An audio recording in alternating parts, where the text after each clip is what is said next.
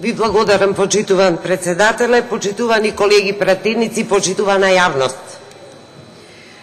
Повторно ни долета овој предлог на закон за Универзитет Дамјан Груев, но овој пат проширен и надграден во духот на оваа власт со 3 нови факултети. Пристигна во еден момент кога поголемиот дел од опозицијата не е во парламентот, еве слушаме дека се пријавува како отсутна. Опозицијата која што на некој начин ја обструираше комисијата, која што го кочеше создавањето на новиот универзитет, по мене сосема во право. Бидејќи јас овој проект го гледам како штетен политички проект кој што ќе нанесе само удар дополнителен на високото образование. Штета е што опозицијата не најде сили до овој проект да го истера до крај и да не дозволи формирање на ваков универзитет. Јас и колешката Роза Топузова Кареска вчера на комисијата поднесовме 9 амандмани да се обидеме да направиме некои суштински промени во ваквиот концепт, но се разбира ниту еден амандман не беше прифатен. Ќе ја подсетам јавноста, оноа која што ме следи моите дискусии за образованието, дека на оваа комисија имам предложено над 100 амандмани, од кои што само еден, сосема беззначителен до сега е прифатен. А важан за човек кој што произлегувам од високото образование и ги разбирам проблемите. Тоа само говори за демократскиот капацитет на ова мнозинство и, за жал, за непознавање на ситуацијата во високото образование. Вистината за овој проект се крие во самиот текст на предлог законот за основање на ваков универзитет за национална одбрана и безбедност. Ке ве молам, председателе, да се воведе ред во салата, не можам да зборувам. Ве молам да бидем коректни. Вистината за овој проект се крие во самиот текст. Со додавање на медицински факултет со предлог, правен факултет, економски факултет, градежен, архитектонски, кој се дрзнува да воопшто му даде име дека станува збор за универзитет за национална одбрана и безбедност. Тоа е исто како да отворите музичка академија, а потоа ви излегуваат дипломирани доктори и математичари од неа. Значи тоа ова не е. Само е камуфлажата таа дека се работи за специализиран универзитет. Се работи за преповторување по 18-19 пат на веќе постоечки факултети во Република Македонија, што низ државни, што низ приватни универзитети.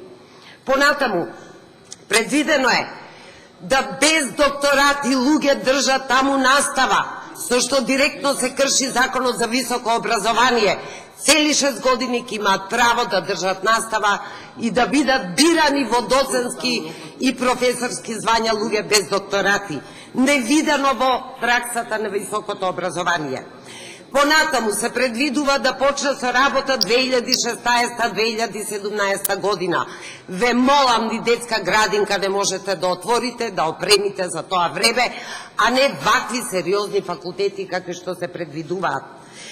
Архитектонски и градежен факултет, немаме архитекти, доктори на науки, како ќе се опреми тој? Немаме кадровски потенцијал, немаме просторен потенцијал, немаме ништо за вакви сериозни. Веројатно на архитектонскиот и градежниот факултет се сака да се вдомат оние креатори на кичот во Скопје 2014. Па на тој начин, низ еден институционален пат, кичот ќе ни стане национална култура.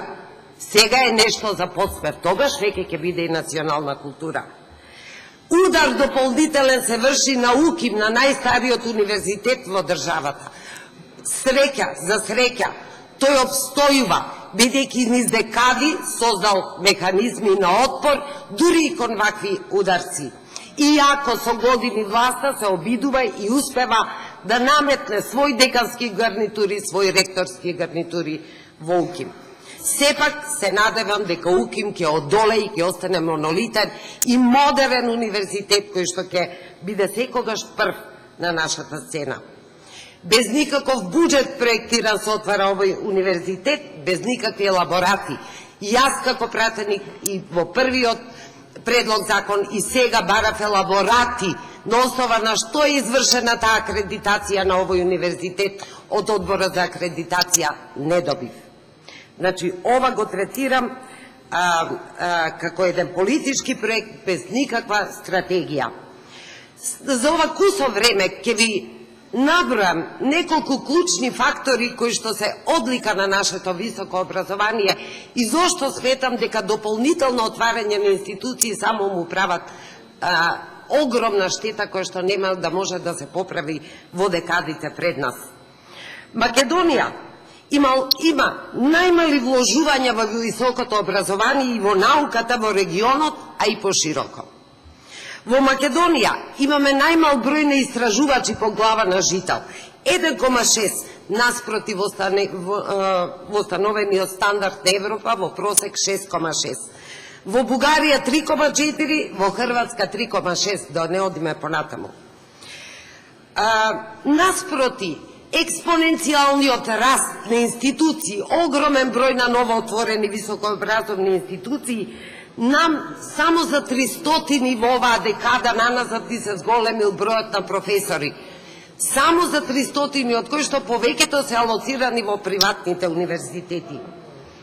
Значи, ова е резултат и израз на крајно рестриктивната политика во однос на вложувањата во високото образование и во науката. Поготово, дури и намален бројот на млади истражувачи, на асистенти, значи оваа бројка е намалена. Секогаш кога ќе сме побарале од Министерството за финансии и финансирање на ново асистентско место, одговорот бил не може, нема да се шири јавната администрација. Значи, затоа нашиот подмладок, оние најталентирани луѓе млади истражувачи бегаат надвор од државата, тие не можат да најдат работа воопшто на нашите универзитети. Ние им даваме на студентите декларативни знаења од сомнителен карактер, наместо да ги оспособиме да создаваат и да пресоздаваат, што е целта на едно модерно образование. Имаме и крајно централизирано од Министерството водење на високо образование, што, пазете, не само што ја докосурува академската слобода и автономија, кој што повеќето луѓе ги гледаат абстрактно, а тие се конкретни параметри, туку дури ги ослободува од секаква одговорност автономните единици на универзитетите. Немаме редовна евалуација, немаме редовна акредитација и реакредитација на веќе постојни студиски програми. Се уште кај нас образованието, поготово високото, се гледа како потрошувачка, не како елемент, не како мотор, не како машина за борба против сиромаштијата, за растење на економијата. И секако и никако не во последната декада, како простор во кој се создава критичката мисла.